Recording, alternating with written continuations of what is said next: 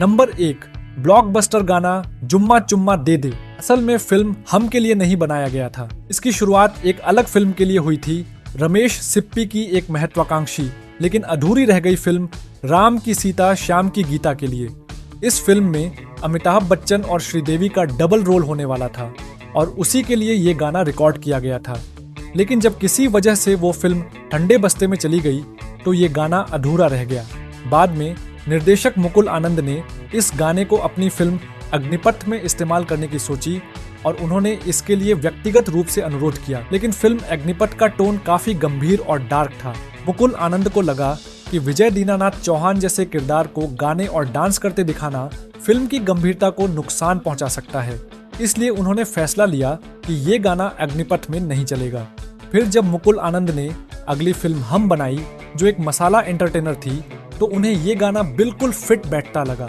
इस बार गाना अमिताभ बच्चन और किमी काटकर पर फिल्माया गया और जैसे ही ये रिलीज हुआ ये पूरे देश में छा गया। इस तरह जुम्मा चुम्मा दे दे का सफर अधूरी फिल्म से शुरू होकर बॉलीवुड के सबसे आइकॉनिक गानों में तब्दील हो गया। नंबर 2, फिल्म हम का मशहूर गाना जुम्मा चुम्मा दे दे।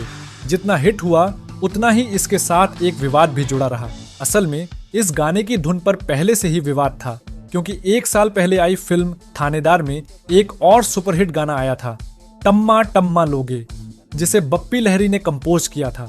दर्शकों और म्यूजिक लवर्स को दोनों गानों की धुन में काफी समानता लगी और सवाल उठने लगे कि कौन सा गाना पहले बना। लेकिन सच्चाई ये थी कि दोनों गानों की धुन किसी ओरिजिनल इंडियन म्यूजिक से नहीं बल्कि एक विदेशी गाने से ली गई थी। वास्तव में ये दोनों गाने अफ्रीकन म्यूजिक आर्टिस्ट मोरी कांटे के 1987 में रिलीज हुए हिट सॉन्ग तामा पर आधारित थे। इस गाने की बीट्स और रिद्म काफी आकर्षक थी, जिसने कई म्यूजिक डायरेक्टर्स को प्रेरित किया। टम्मा टम्मा लोगे में बप्पी लहरी ने इस धुन का उपयोग पहले किया, लेकिन कुछ टेक्निकल डिले और प्लेबैक से जुड़े इश्यूज के कारण गाना देरी से रिलीज हुआ। वहीं जुम्मा चुम्मा दे दे जो लक्ष्मीकांत प्यारेलाल द्वारा कंपोज किया गया, वो फिल्म हम के साथ आया और सीधे तौर पर सुपर हिट हो गया। इस वजह से दोनों गानों के बीच कॉपीराइट और प्रेरणा को लेकर काफी बहस हुई। हालांकि दोनों गानों की अलग पहचान बनी, लेकिन म्यूजिक के जानकार और पुराने फैंस जानते हैं कि दोनों ही गाने मोरी कांटे के टामा से इंस्पायर्ड थे। इस विवाद ने यह भी दिखाया कि बॉलीवुड में उस दौर में विदेशी म्यूजिक को लोकल फ्लेवर के साथ रिक्रिएट करना आम बात थी और दर्शकों ने भी उसे खुलकर अपनाया। नंबर 3, मुकुल आनंद और अमिताभ बच्चन की जोड़ी ने मिलकर 3 बड़ी फिल्में की थीं, अग्निपथ, हम और खुदा गवाह। इन तीनों फिल्मों में से सबसे ज्यादा सफल फिल्म रही हम, जहां अग्निपथ ने शुरुआती समय में बॉक्स ऑफिस पर साधारण प्रदर्शन किया और बाद में जाकर कल्ट क्लासिक बनी। वहीं खुदा गवाह एक भव्य और बड़ी फिल्म होने के बावजूद व्यावसायिक रूप से उतनी बड़ी हिट नहीं रही जितनी उम्मीद थी। हमने रिलीज के साथ ही जबरदस्त कमाई की और उस साल की सबसे बड़ी हिट फिल्मों में शामिल हुई। इसकी कहानी, स्टारकास्ट, एक्शन, इमोशन और संगीत हर पहलू दर्शकों को खूब भाया। खासकर जुम्मा चुम्मा दे दे जैसे गानों ने फिल्म को म्यूजिक चार्ट्स पर भी टॉप पर पहुंचाया। अमिताभ बच्चन का किरदार टाइगर भी लोगों को खूब पसंद आया और ये फिल्म उनके करियर की आखिरी बड़ी कमर्शियल सुपरहिट फिल्मों में से एक मानी जाती है, जो उन्होंने अपने पहले अभिनय दौर फर्स्ट इनिंग्स में दी थी। इसलिए मुकुल आनंद की बनाई इन तीनों फिल्मों में हमको सबसे ज्यादा व्यावसायिक सफलता और दर्शकों का प्यार मिला। नंबर 4, फिल्म हम की कहानी को बाद में थोड़ा मॉडिफाई करके तमिल में बाशा नाम से बनाया गया। इस फिल्म में लीड रोल में थे रजनीकांत और यह फिल्म तमिल सिनेमा की सभी समय की सबसे बड़ी हिट फिल्मों में गिनी जाती है।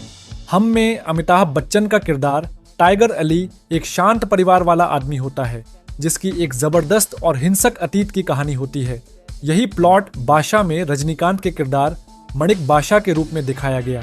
खास बात यह थी कि फिल्म के विलेन डैनी डेंजोंगपा का जो किरदार हम में था, वही किरदार बाशा में तमिल एक्टर रघुवरन ने निभाया। उसका गेटअप, लुक और अंदाज काफी हद तक डैनी से मिलता जुलता था, जो दर्शकों को तुरंत कनेक्ट करवा देता था। बाशा की सबसे बड़ी ताकत थी रजनीकांत का स्टाइल और स्क्रीन प्रेजेंस, जिसने फिल्म को तमिलनाडु में ब्लॉकबस्टर हिट बना दिया। ये फिल्म आज भी रजनीकांत की सबसे आइकॉनिक फिल्मों में गिनी जाती है और कई डायलॉग्स कल्ट स्टेटस पा चुके हैं। इस तरह हम का कॉन्सेप्ट तमिल में बाशा बनकर और भी बड़ा हिट साबित हुआ और दोनों फिल्मों ने अपने अपने क्षेत्र में इतिहास रच दिया। नंबर 5, गुलशन ग्रोवर फिल्म हम का हिस्सा बनने वाले थे और वो बेहद खुश थे क्योंकि ये पहली बार होता जब उन्हें अमिताभ बच्चन के साथ काम करने का मौका मिल रहा था। लेकिन किस्मत को कुछ और ही मंजूर था। गुलशन को फिल्म के लिए बल्क डेट्स यानी लंबी डेट्स देनी थीं, लेकिन उसी समय वो साउथ अफ्रीका जाने की तैयारी में थे अपनी फिल्म शिकारी की शूटिंग के लिए। वो उस प्रोजेक्ट से पीछे नहीं हट सकते थे क्योंकि उसमें पहले से कमिटमेंट हो चुका था। नतीजा ये हुआ कि उन्हें हम छोड़नी पड़ी। नंबर 6, फिल्म हम के एक मशहूर सीन में अमिताभ बच्चन को लोहे की जंजीरों से लटकना था। ये सीन बहुत ही इमोशनल और इंटेंस था और इसे फिल्माने के दौरान उन्होंने बिना बॉडी डबल के खुद ये सीन किया। लेकिन इसी सीन के दौरान जंजीरें उनके हाथों में बुरी तरह चुभ गईं और उनके हाथों में गहरे कट लग गए। चोट इतनी गंभीर थी कि उनके हाथों के घाव कई हफ्तों तक ठीक नहीं हुए। अमिताभ बच्चन ने न सिर्फ दर्द सहकर वो सीन पूरा किया, बल्कि शूटिंग के बाद भी उन्होंने काम को रोका नहीं। ये वाकया उनकी कमिटमेंट और प्रोफेशनलिज्म को दर्शाता है कि चाहे जितनी भी तकलीफ हो, वो अपने किरदार को पूरी शिद्दत से निभाते हैं। ये सीन आज भी दर्शकों को याद है, लेकिन इसके पीछे की चोट और संघर्ष की कहानी बहुत कम लोग जानते हैं। नंबर 7, फिल्म हम की रिलीज के बाद एक बड़ा विवाद तब सामने आया जब मशहूर ट्रेड एनालिस्ट और फिल्म क्रिटिक कोमल नाहटा ने मीडिया में ये दावा किया कि फिल्म बॉक्स ऑफिस पर फ्लॉप रही है।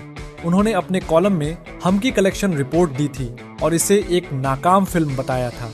ये बात अमिताभ बच्चन को बिल्कुल भी पसंद नहीं आई। उन्हें लगा कि कोमल नाहटा की रिपोर्ट न सिर्फ गलत है, बल्कि जानबूझकर पूर्वाग्रह के साथ दी गई है।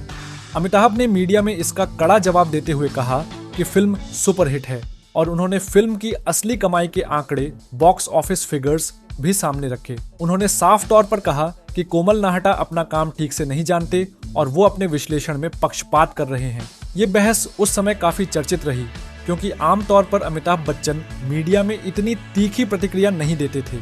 लेकिन इस बार उन्होंने न सिर्फ खुलकर बोला, बल्कि हम की सफलता को साबित करने के लिए तथ्यों और आंकड़ों का भी सहारा लिया। बाद में समय ने खुद साबित कर दिया कि हम सच में एक सुपरहिट फिल्म थी। लोगों ने इसे पसंद किया, गाने हिट हुए और फिल्म ने बेहतरीन बिजनेस किया। अमिताभ का पक्ष सही साबित हुआ और यह विवाद फिल्म इंडस्ट्री के चर्चित टकरावों में से एक बन गया। नंबर 8, साल 1991 अमिताभ बच्चन के करियर का एक मिश्रित दौर था। उस साल उनकी कई फिल्में रिलीज हुईं, लेकिन उनमें से ज्यादातर बॉक्स ऑफिस पर असफल रहीं। हालांकि इसी साल उनकी एक फिल्म ने जबरदस्त कमाई की और उन्हें फिर से सुपरस्टार की लिस्ट में बनाए रखा, और वो फिल्म थी हम। इस फिल्म ने उस समय न केवल बॉक्स ऑफिस पर सुपरहिट का दर्जा हासिल किया, बल्कि यह अमिताभ बच्चन की 1991 की इकलौती हिट फिल्म भी रही। बाकी फिल्में जैसे अकेला, इंसानियत, अजूबा आदि दर्शकों को खास पसंद नहीं आईं और फ्लॉप रही। नंबर 9, जब गोविंदा ने फिल्म हम साइन की थी, उस समय साल था 1988 और वो अपने करियर के सबसे व्यस्त दौर में थे।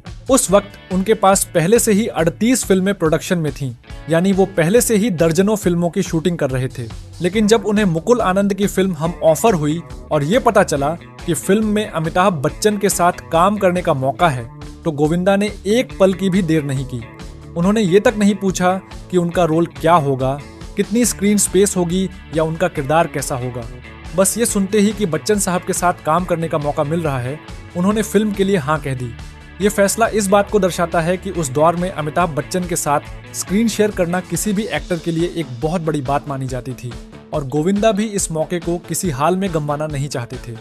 हालांकि बाद में फिल्म में उनका रोल बहुत बड़ा नहीं था, लेकिन उनकी मौजूदगी ने फिल्म को और एंटरटेनिंग बना दिया और उनकी और बच्चन साहब की केमिस्ट्री को दर्शकों ने खूब सराहा। नंबर 10, रिक्कू राकेश नाथ, जो उस समय माधुरी दीक्षित के मैनेजर थे, उन्होंने एक इंटरव्यू में खुलासा किया था कि फिल्म हम के लिए माधुरी दीक्षित को भी अप्रोच किया गया था।